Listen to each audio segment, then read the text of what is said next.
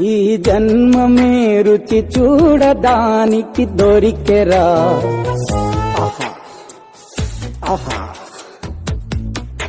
ఈ లోకమే వండివా. Hello guys, సేమియా కీసర్ టేస్ట్గా ఎలా చేయాలో తెలుసుకుందాం.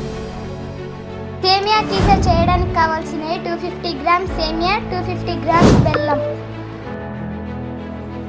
100 గ్రామ్స్ జీడిపప్పు, 100 గ్రామ్స్ బాదం పప్పు, 100 గ్రామ్స్ కిస్మిస్, 10 యాలక్కాయలు. సేమియా కీసర్ కావాల్సిన పదార్థాలు. మా వీడియోస్ మీకు నచ్చితే సబ్స్క్రైబ్ చేసుకోండి. స్టవ్ మీద కడాయి పెట్టాక కొంచెం వేడెక్కాక 2 స్పూన్లు నెయ్యి వేయండి.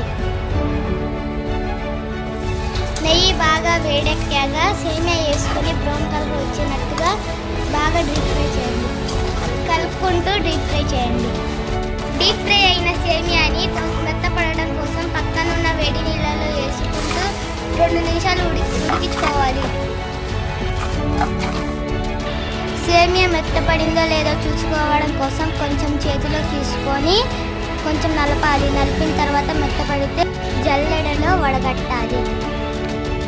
వడగట్టుకున్న సేమియాని పక్కన పెట్టుకొని ఇందాక డీప్ ఫ్రై చేసిన కడాయిలోనే 2 స్పూన్లు నెయ్యి వేసి అది వేడి ఎక్కిన తర్వాత జీడిపప్పు వేసి డీప్ ఫ్రై చేయాలి.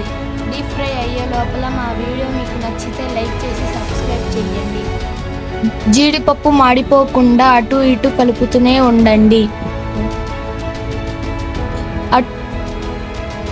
కలుపుతూనే ఉండాలి, ఆపకుండా కలపాలి.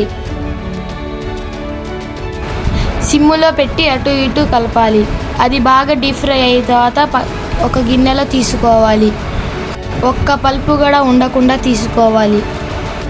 ఈ వీడియోని ఇప్పటివరకు కంటిన్యూగా మీరు చూసారంటే ఈ వీడియో మీకు నచ్చుంటుంది. మీరు కనుక ఈ వీడియో నచ్చితే ఒక లైక్ అనేది ఇవ్వండి.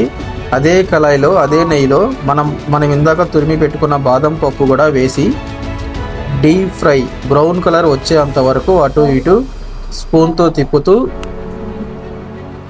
వేడి చేయండి.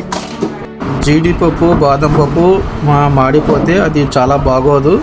అందుకని చాలా జాగ్రత్తగా మాడిపోకుండా జస్ట్ బ్రౌన్ కలర్ వచ్చేంత వరకు మాత్రమే ఫ్రై చేయండి.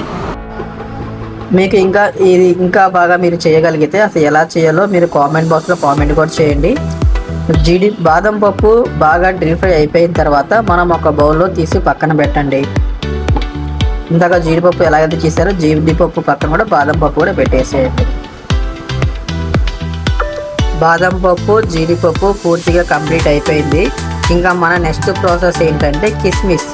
అదే కళాయిలో అదే నెయ్యిలో కిస్మిస్ కూడా వేసి మనం బాగా డీప్ ఫ్రై చేయాలి. కిస్మిస్ లావుగా వస్తుంది వైట్ కలర్లో.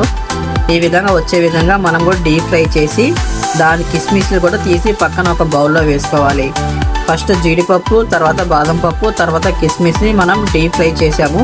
తర్వాత మన దగ్గర ఉన్న బెల్లాన్ని సేమ్ అదే కళాయిలో మన బెల్లాన్ని తీసుకొని బెల్లం పూర్తిగా కరిగేంత వరకు దాన్ని అటు ఇటు తిప్పుతూ ఉండండి.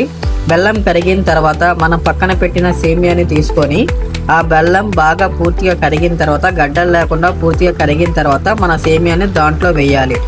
సేమియా మొత్తాన్ని దాంట్లో వేసి పూర్తిగా వేసి మొత్తం స్పూన్తో దాన్ని విడదీస్తూ కలుపుతూ వెళ్ళాలి.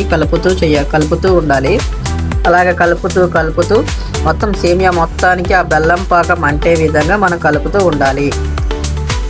చూడండి ఎలా వచ్చిందో. మొత్తం కలిపి మొత్తం అక్కడ ఉన్న ఆయిల్ కానీ వాటర్ కానీ మొత్తం డ్రై అయిపోయేంత వరకు మనం ఆ సేమియాని కలుపుతూ ఉండాలి. స్టవ్ సిమ్లో పెట్టుకొని మనం ఫ్రై చేసిన బాదం పప్పులు జీడిపప్పులు అలాగే ఫైనల్లో యాలకుల పొడి కూడా వేసి మొత్తం మనం కలుపుతూ ఉండాలి.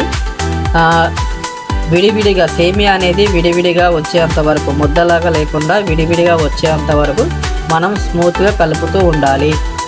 ఈ వీడియో మీరు చూస్తున్నారు కదా, ఈ వీడియో మీకు మీది ఏ ఊరు అనేది మన కామెంట్ బాక్స్లో కామెంట్ చేయండి. ఎంతవరకు వెళ్ళింది ఈ వీడియో అనేది మాకు కూడా తెలుస్తుంది. ఇలాంటి మరిన్ని వీడియోస్ కోసం మీరు సబ్స్క్రైబ్ చేసుకోండి ఈ వీడియోని.